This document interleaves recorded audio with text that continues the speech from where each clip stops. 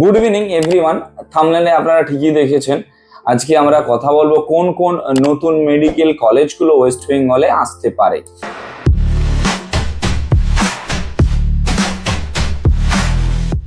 দেখুন, একদম পুরো পয়েন্টেই আসি, সময় বেশি নষ্ট করে লাভ নেই। এখন তোমার হচ্ছে সব থেকে বেস্ট টাইম এমবিবিএস অ্যাডমিশনের জন্য যোগাযোগ করার বা এনরোল করা, কারণ এই টাইমে রেটটা অনেক কম থাকে। তাই কলেজগুলো যদি সবার প্রথমে দেখে নিই, দেখুন যেই কলেজগুলো আসতে পারে সবার প্রথমে আসতে পারে মন্দাকিনী, আচ্ছা এরপর আসতে পারে রায়গঞ্জ মেডিকেল কলেজ, এরপর আসতে পারে এসকেএস মেডিকেল কলেজ যেটা দুর্গাপুরে, রায়গঞ্জটা হচ্ছে আপনার আসানসোলে, আচ্ছা এরপরে আসতে পারে পিকেজি, খড়গপুরেরও আইআইটিরও কলেজ রয়েছে, সেটাও আসতে পারে এমবিবিএস এই বছর 2025 সেশনে। অনেকগুলো কলেজ কিন্তু এইবারে আসতে পারে ওয়েস্ট বেঙ্গলে 2025 সেশনে। তো সিট সংখ্যা সেই ক্ষেত্রে বাড়তে পারে, তবে বাড়তে পারে কোথায়? প্রাইভেট মেডিকেল কলেজে, স্টেট কোটা, ম্যানেজমেন্ট কোটা, এই দুটো কোটাতে। সেই ক্ষেত্রে কাট অফটা স্টেট কোটাতে অল্প হলেও নামতে পারে, তবে এই যে নামতে পারে বা আসতে পারে এটা টোটালটাই প্রেডিকশনের ভিত্তিতে। কারণ গত বছর আমরা দেখেছিলাম অনেকগুলো কলেজ গত বছর আসার কথা ছিল, কিন্তু এলো শেষে সেই 3টে কলেজ।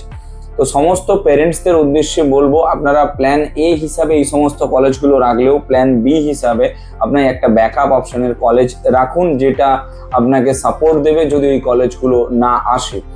এমবিবিএস এ অ্যাডমিশনের জন্য এটাই পারফেক্ট টাইম, একদম পুরো পিক টাইম। যদি এই টাইমটাতে আপনি কলেজের কাছে ইনফরমেশন পৌঁছতে পারেন যে না আপনি অ্যাডমিশন নেবেন, তাহলে সেটা সব থেকে সুবিধে হয়। এইবারে আমাদের থ্রু দিয়ে যদি আপনারা কনসাল্ট করে যান, তাহলে সেই ক্ষেত্রে আপনার কলেজে যা ফিস রয়েছে, তার উপরে কলেজ ব্যাংক গ্যারান্টি রিমুভ করার জন্য যা চাইছে, আমরা ওভারঅল দেখে একটু হলেও কমে আপনার জন্য একটা সিট অ্যারেঞ্জ করে দিতে পারবো।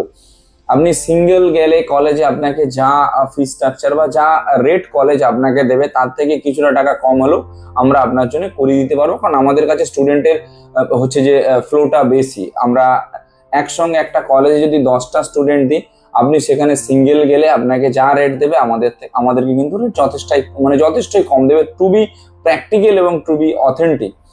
তো সমস্ত পেরেন্টসদের উদ্দেশ্যে বলবো, আপনারা প্ল্যান এ হিসাবে নতুন কলেজগুলো রাখলেও, যাদের বাজেট একদম কম রয়েছে, প্ল্যান এ হিসাবে নতুন কলেজগুলো রাখলেও প্ল্যান বি হিসাবে আপনি অন্য কলেজ রাখতে পারেন।